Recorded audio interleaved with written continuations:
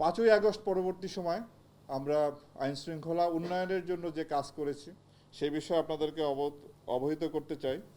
ছাত্র জনতার উপরে যে এক ধরনের সন্ত্রাসীরা আইন শৃঙ্খলা রক্ষা বাহিনীর পাশাপাশি তাদের উপরে গুলিবর্ষণ করেছিল, তো এই ধরনের অভিযোগে আমরা প্রায় 30 জনের উপর চিহ্নিত করি ভিডিও ফুটেজ দেখে, এবং তাদেরকে আমরা গ্রেপ্তার করতে সক্ষম হই।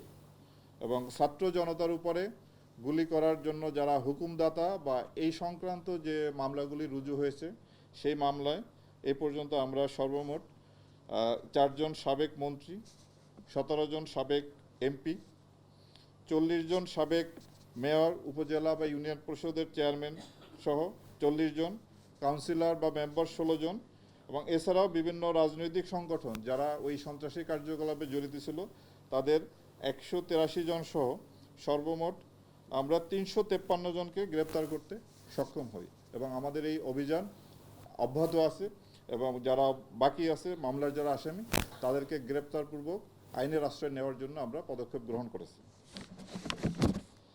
আপনারা জানেন যে ছাত্র জনতার ওই আন্দোলনের সময় আইন শৃঙ্খলা রক্ষাকারী বাহিনীর বেশ কিছু অস্ত্র লুণ্ঠিত হয়। সেই লুণ্ঠিত অস্ত্রও প্রায় শতকরা 70% অস্ত্র আমরা উদ্ধার করতে সক্ষম হয়েছি।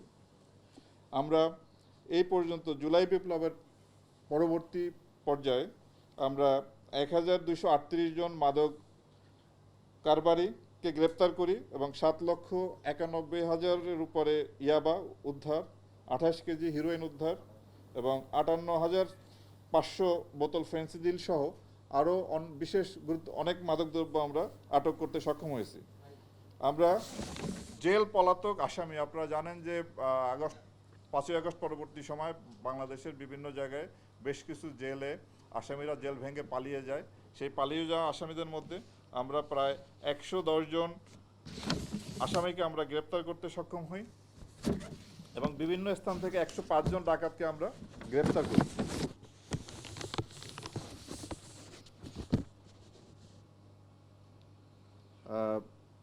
এছাড়াও আমাদের মানবিক কাজের মধ্যে আপনারা জানেন যে গত মাস দুয়েক আগে যখন বাংলাদেশের কুমিল্লা, ফেনী সহ এই অঞ্চলে বন্যা তলিয়ে যায়, তখন আমরা বন্যা দুর্গতকে হেলিকপ্টার দিয়ে তাদেরকে উদ্ধার করি এবং আমরা হেলিকপ্টারের মাধ্যমে সেখানে ত্রাণ তৎপরতা পরিচালনা করি। প্রায় 16 টনের উপরে ত্রাণ আমরা সেখানে বিতরণ করি। তো আমরা এই সমস্ত বিষয় অর্থাৎ আইন শৃঙ্খলা পরিস্থিতি স্বাভাবিক রাখার জন্য র্যাব শুরু থেকেই কাজ করে আসছে, এখনও আমাদের এই কাজ চলমান আছে।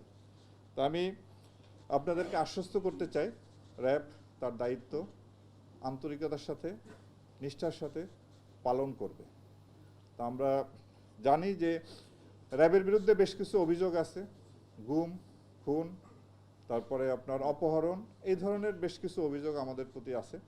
তা আমি আপনাদের মাধ্যমে দেশবাসীকে জানাতে চাই যে র্যাব সৃষ্টির পর আজ পর্যন্ত যে সমস্ত জনগণের যারা র্যাব দ্বারা নির্যাতিত বা অত্যাচারিত হয়েছেন তাদের কাছে, এবং যারা হত্যাকাণ্ডের শিকার হয়েছেন যেমন নারায়ণগঞ্জের 7 খুন সহ যারা র্যাব কর্তৃক হত্যাকাণ্ডের শিকার হয়েছেন তাদের পরিবারের কাছে আমরা দুঃখ প্রকাশ করি এবং ক্ষমা প্রার্থনা করি, এবং পাশাপাশি এই সমস্ত ঘটনার সুষ্ঠু তদন্তের মাধ্যমে এর বিচার যাতে হয় সেটা আমরা প্রত্যাশা করি। অন্তর্বর্তীকালীন সরকার গুম খুন কমিশন করেছেন, আন্তর্জাতিক অপরাধ ট্রাইব্যুনাল এই ধরনের অপরাধ কগনিজেন্সে নিয়ে এর বিচার কার্য পরিচালনা করছে। তা আমরা আশা করব সুষ্ঠু নিরপেক্ষ তদন্তের মাধ্যমে আমাদের বিরুদ্ধে যে অভিযোগ আছে তার সুষ্ঠু তদন্ত হবে এবং এর বিচার হবে, এবং এইভাবেই আমাদের দায়মুক্তি সম্ভব। অন্য কোনোভাবেই আমরা এই দায় থেকে মুক্ত হতে পারবো না। কেবলমাত্র সুষ্ঠু তদন্ত এবং বিচারের মাধ্যমেই আমরা দায়মুক্ত হতে চাই। তা আমি আপনাদের মাধ্যমে আবারও যারা র্যাবের কারণে ক্ষতিগ্রস্ত হয়েছেন, নির্যাতিত হয়েছেন তাদের পরিবারের কাছে এবং তাদের কাছে আমরা আবারও দুঃখ প্রকাশ এবং ক্ষমা প্রার্থনা করছি। আশা করি ভবিষ্যতে এই বাহিনী, আপনারা জানেন যে গত 4 মাসে আমরা অক্লান্ত পরিশ্রম করে যাচ্ছি, ভবিষ্যতে আমি আপনাদেরকে নিশ্চয়তা দিচ্ছি আমি যতদিন এই দায়িত্ব পালন করব বা আমার অফিসার যারা আছেন, র্যাব কখনো কারো নির্দেশে ভবিষ্যতে এই ধরনের অপরাধ যে গুম করা, খুন করা, এটা হলো ফৌজদারি অপরাধ, এই অপরাধে কখনোই আর জড়িত হবে না, এই নিশ্চয়তা আমরা দিচ্ছি। তারপরও যদি কোনো সদস্য নিজ দায়িত্বে কোনো অপরাধমূলক কার্যকলাপে জড়িত হয়, তাদের বিরুদ্ধে আমরা কঠোর আইনগত ব্যবস্থা নিব, যেটা 5ই আগস্ট পরবর্তীতে আমরা নিয়ে আসছি।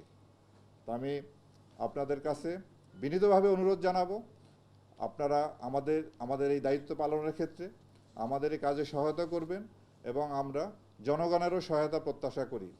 জনগণের সহায়তা ব্যতীত কোনো বাহিনী, আইনশৃঙ্খলা রক্ষাকারী কোনো বাহিনী তার সাফল্য অর্জন করা সম্ভব হবে না, হয় নাই, হবেও না।